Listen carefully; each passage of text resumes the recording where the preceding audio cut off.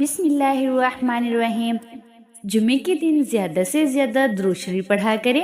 اللہم صلی علی سیدنا محمد وعلی آل سیدنا محمد وبارک وسلم۔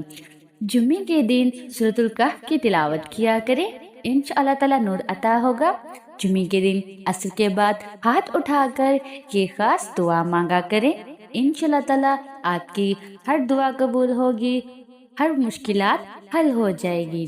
یا اللہ یا رحمان یا رحیم پڑھنے کے بعد اے اللہ میری تمام پریشانیاں دور فرما، رزق میں برکت دے اور دین و دنیا کی بھلائی عطا فرما۔